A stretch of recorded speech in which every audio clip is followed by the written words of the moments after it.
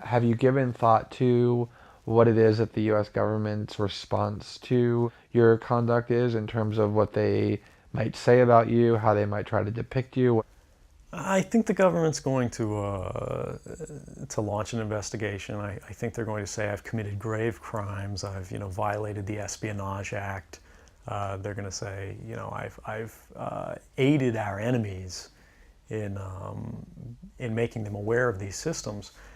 But that argument can be made against anybody who reveals information that points out mass surveillance systems, because fundamentally they apply equally to ourselves as they do to our enemies. When you decided to enter this world, did you do so with the intention of weaseling your way in and becoming a mole so that you could one day undermine it with disclosures, or what was your perspective and mindset about it at the time that you first sort of got into this whole realm? No, I joined the intelligence community when I was very young, sort of the government as a whole. I enlisted in the Army shortly after the invasion of Iraq, and I believed in the goodness of what we were doing. I believed in the nobility of our intentions to free oppressed people overseas. But over time, over the length of my career, as I watched the news and I increasingly was exposed to true information that had not been propagandized in the media, that we were actually involved in misleading the public, and misleading all publics, not just the American public, in order to create a certain mindset in the global consciousness. And I was actually a victim of that.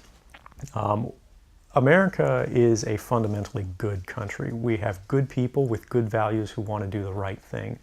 But the structures of power that exist are working to their own ends to extend their capability at the expense of the freedom of all publics. Can you talk about what you think some of the most important primary documents are and what they reveal?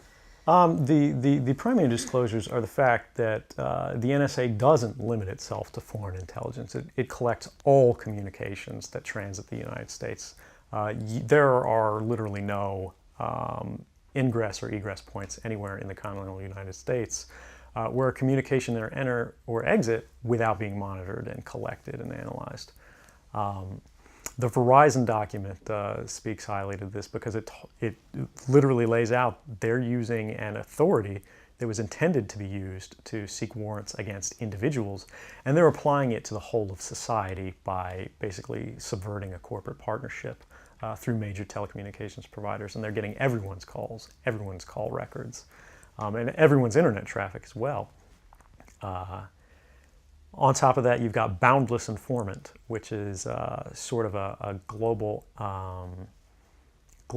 auditing system for the NSA's intercept and collection system that lets us track how much we're collecting, where we're collecting, by which authorities, and so forth. The NSA lied about the existence of this tool to Congress and to specific congressmen in response to previous inquiries about their surveillance activities. Beyond that, we've got PRISM, which is a demonstration of how the U.S. government co-opts U.S. corporate power to its own ends.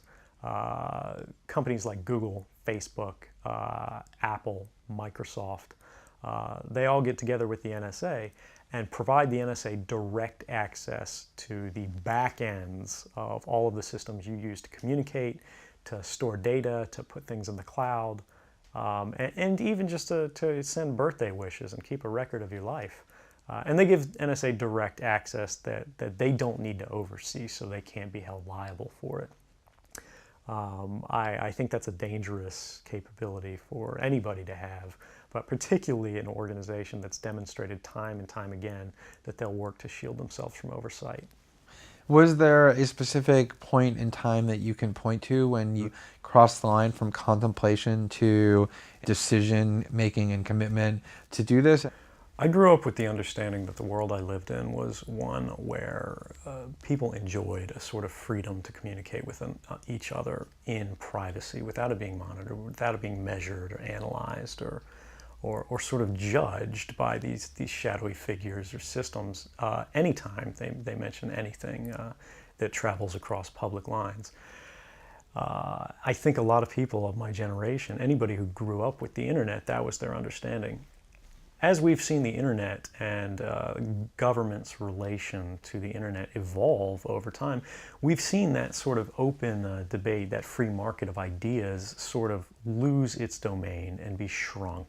But what is it about that set of developments that makes them sufficiently menacing or threatening to you that you are willing to risk what you've risked in order to fight them?